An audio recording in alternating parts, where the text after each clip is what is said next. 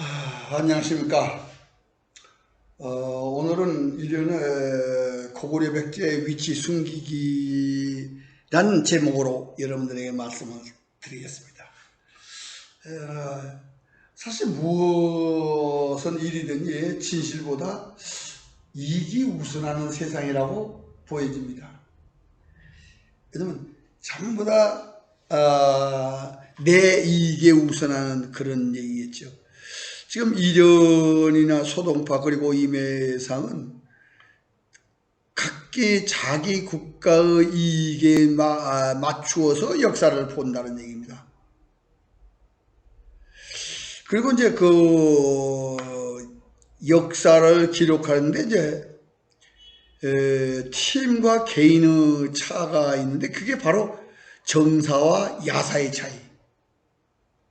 근데 이게 이제 정사는 국가의 정책으로 하는 거니까 야사보다는 이제 폭이 넓죠. 그러나 야사는 폭이 좁다라고 볼 수밖에 없는 것입니다. 신라와 발해 말갈이 백제 땅을 가질 수가 없습니다. 무슨 말이냐면 백제 땅을 신라와 발해 말갈이 가질 수 없다. 현재 국사에서는. 그런데 삼국사에서는 분명히 백제 땅을 신라와 발해 말갈이 가졌다. 이렇게 하고 당서에도 그렇게 되어 있고 구당서에도 그렇게 써 있습니다. 지금 우리 국사에서는요.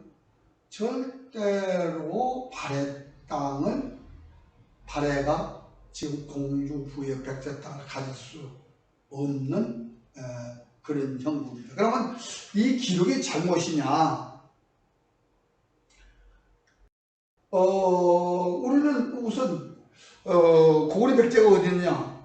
조선 팔도에 있다. 그게 우리의 이 역사 인식입니다. 그리고 고구려가 만주를 벗어나지 못합니다.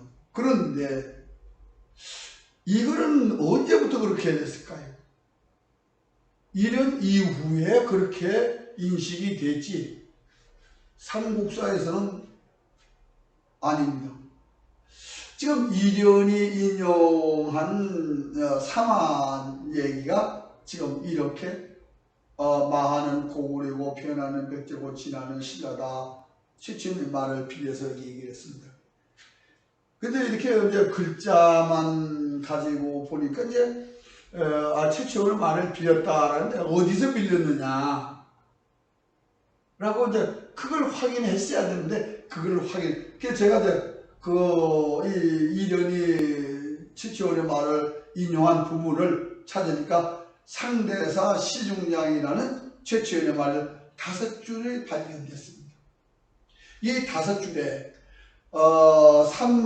삼국이 있는데 마한 변한 진한이고 마하는 고구려가 되고 변하는 백제가 되고 진하는 신라가 됐다.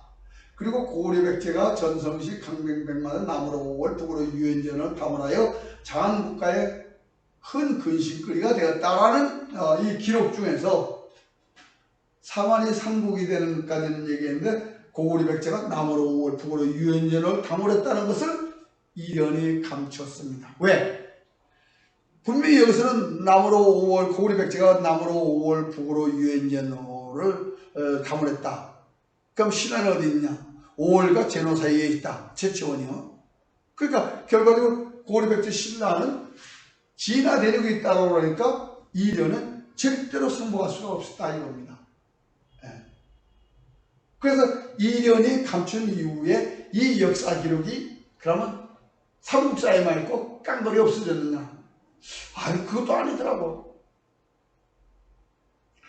동국통감에서는 이게 최초원전이 있는 게 아니고 흥강주에 있고, 그리고 동국통한 제강도 있고 삼국사전에도 동사강목에도 분명히 흥강주에 있으니까 이 얘기는 이련만 감췄지 나머지는 이 기록을 또 인용을 해 넣어놨어요.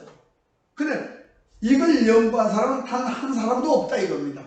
다만 이걸 보고 조선 시절에 한 글을 남긴 사람이 성호이익입니다. 성호이익은 뭐라고 했냐? 이루어질 수 없는 것을 남긴 이유가 무엇일까? 그건 웃기는 얘기다. 가소라는 딱 두 글자를 남겼습니다. 그러니까 유엔제는 5를 고구려 백제가 통치했다고 하니까 이게 왜 안 되냐? 이게 원나라 땅이었고 명나라 땅이니까 감히 상상도 할 수 없는 거죠.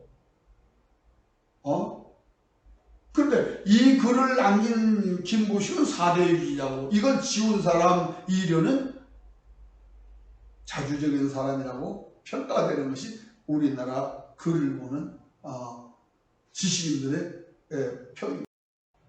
분명히 동국통감제강, 삼국사전력, 동국통강, 고원지, 삼국사권, 그리고 일본인이 만든 삼국장이라는 모든 책에 다 있습니다. 없는 것이 아니에요. 그런데 이련은 왜 그러면 그걸 감추게 됐을까요? 바로 이련이 본 것은 발해말관전에 나와 있습니다. 이 역대 지리지장도를 소론파가 그렸습니다. 그런데 그 화유도라는 거 보면 거기에 황해도 쪽에 고구려 백제 신라가 있는 것처럼 그렸습니다.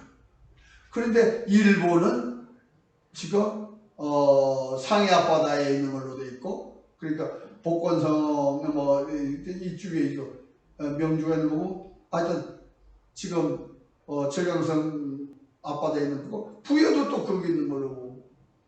그리고 이걸 보면은 이련이 일본이 지금 복권성, 철강성 복권성 앞바다에 일본이 있는 걸로 알았으라면 일본도 연구를 해야 되는 거거든요.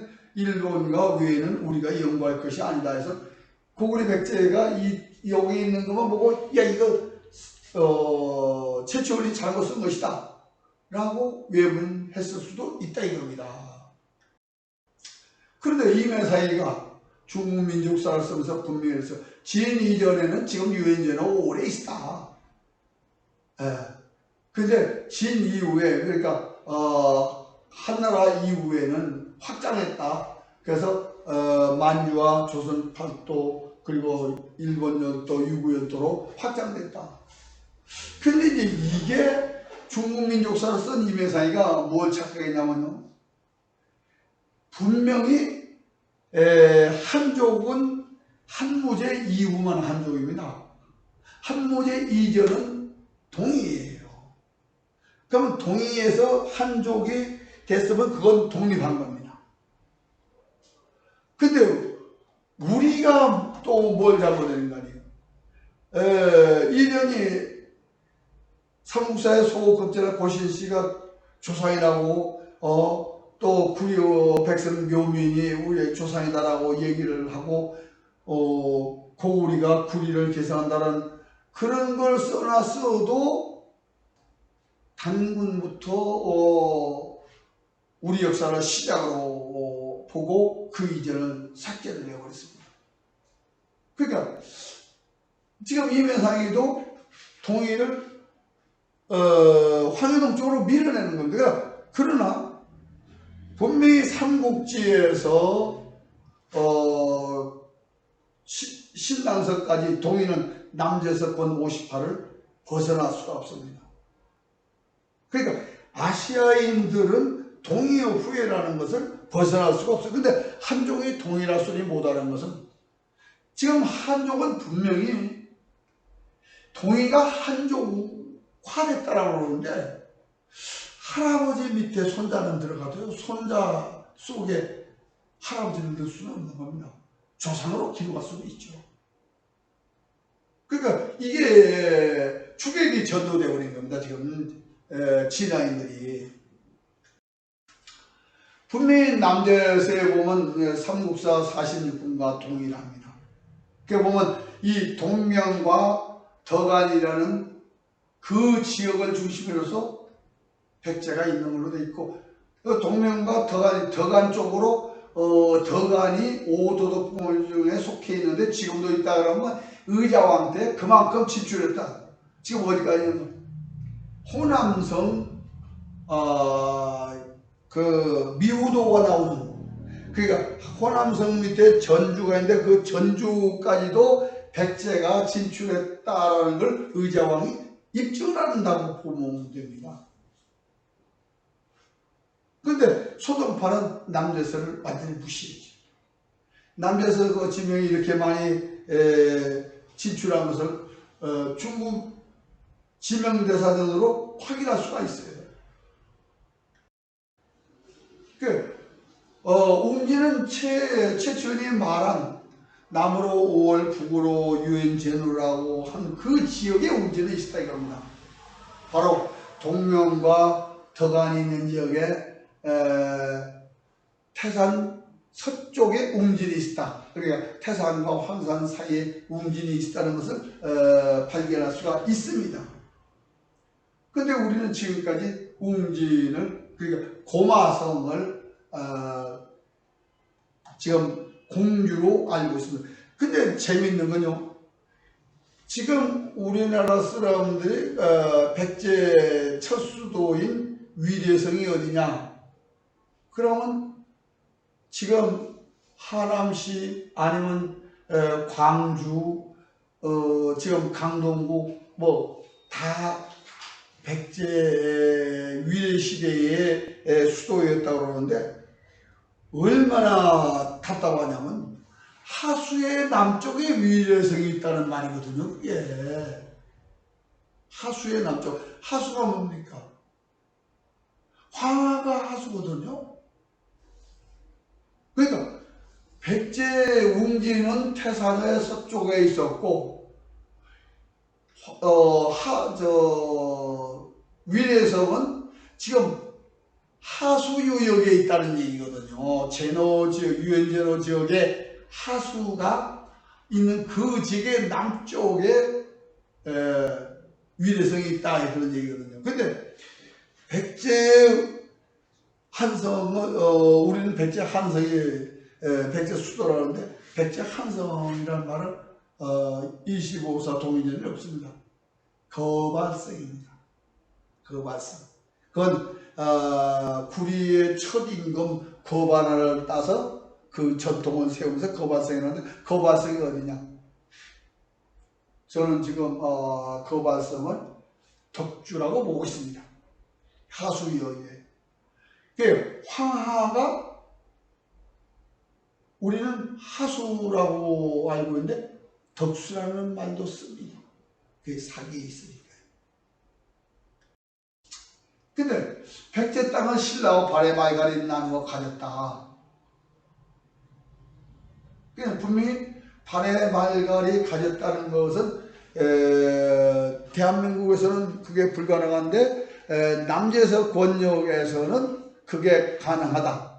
그리고 동명과 덕안이 있는 지역에서는 가능하다 이겁니다. 그러니까 웅진이 어디냐?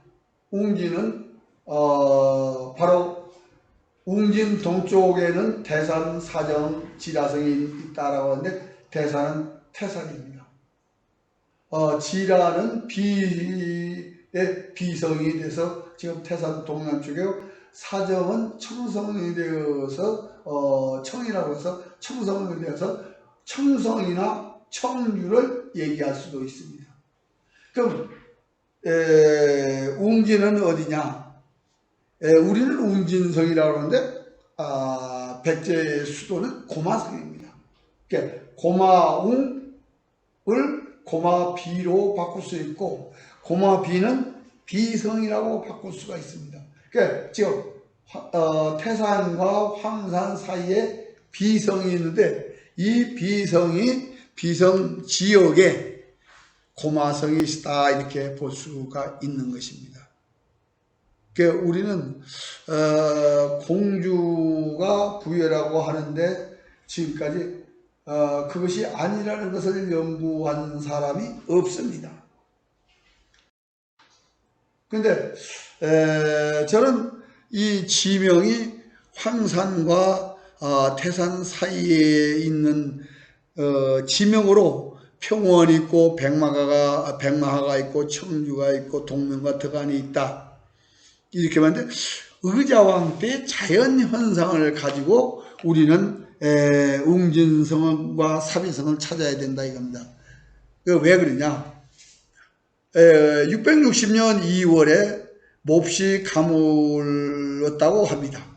그리고 우물물이 핏빛으로 변했다고 하고 있습니다. 그리고 사비하의 물이 핏빛처럼 붉었다라고 얘기하고 있습니다. 이건요, 가물어서 물속에 있는 플랑크톤이 붉게 돼서 지금으로 말하면 적조현상이죠. 그런데 4월에 개구리, 그러니까 두꺼비 20마리가 나무 꼭대기로 올라갔다. 이게 지금 바닥이 너무 뜨거우니까 피해가는 그런 얘기입니다. 근데 5월에 폭풍, 폭우가 일어났다고 얘기가 써 있습니다. 그리고 7월 달에 배를 타고 백제를 평정했다. 그런 얘기거든요. 그런데 우리나라 공주에서는 이렇게 이런 자연현상이 일어날 수가 없습니다. 우선 우리나라에는 우물물이 적조 현상이 일어나는 현상이 지금도 없습니다. 그렇다면 백제 때도 없었다고 봐야 되겠죠. 그러나 유엔제노 5월 지역에는 지금도 적조 현상이 있습니다. 중국의 청사까지 명사 청사를 다 그 이전의 역사를 들여다보면 지금도 우물물이 적조 현상이 일어나는 기록이 있다 이런 얘기입니다. 그러면은 이 배가 타고 올 수 있는 또 상황은 왜냐? 우리나라의 강물은 비가 아무리 와도 일주일만 지나면 평시와 같이 됩니다. 홍수가 지나간 뒤에, 폭풍이 지나간 뒤에 일주일이면 정상이 됩니다.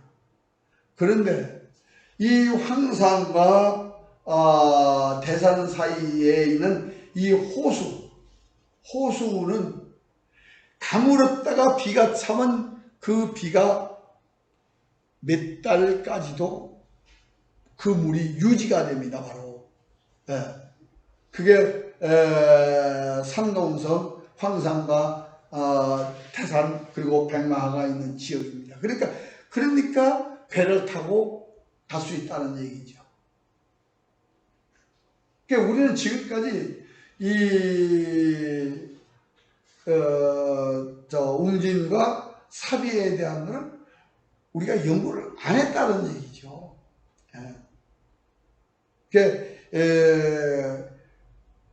그러니까 태산과 황산 남쪽에 사비성을 찾아야 됩니다. 근데 그 사비성은 분명히 사비뜰이 있는데 사비뜰 또는 사자뜰이 있어요. 그 사자가 뭐냐? 사수와 자양을 지나는 물이 사자수라고 할 수가 있습니다. 그러니까 지금 곡부를 지나가는 강 주변에서 사비성을 찾아야 된다. 그런 얘기입니다. 자, 이제 위에는 지금 정사리 탑에 있는 백제평 평백제비 명입니다. 그리고 밑에는 북망산에서 죽은 부여융 묘지석입니다. 그런데 우리는 지금까지 부여융이 당나라에 끌려가서 죽어서 거기에 묻혔다라고만 단순하게 생각해 왔습니다. 그런데 삼국사와 구당서, 신당서 이렇게 쭉 기록을 보면은 부여융은 고을에서 죽은 걸로 되어 있습니다. 고을에서 죽은 사람이 낙양에 묻혀있다. 그 해석은 삼국사 46권 유엔제노 5월을 고구려 백제가 통치했다는 그것과 남제서 58권의 백제 땅을 있었고 그 백제 땅을 발행하지 않았다는 그 기록에서 해답을 찾을 수가 있겠습니다. 즉 유엔제노 5월직이 고구려 백제 땅이었는데 그게 그 백제가 망하고 고구려가 있다가 죽었는데 그 무덤이 있다면 낙양까지도 고구려 땅으로 봐야 됩니다. 근데 이 단평백제비가 왜 의심을 받을 수밖에 없느냐?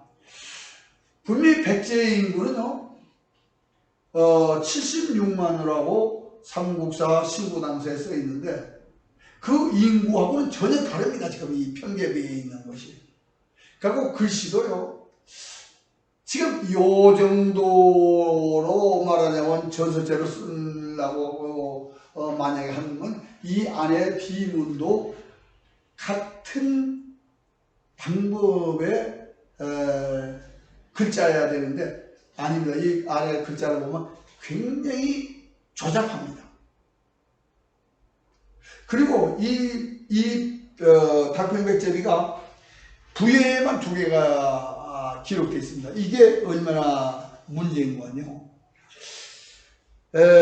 김일성이가 서울을 탈환하고 그때 전시 때인데 이 서울에다가 함락시켰다라는 건 수록한 게 없습니다. 마찬가지로 백제가 200성인데 200성이 흑지한테 단성이 200성입니다. 그럼 전쟁 중입니다.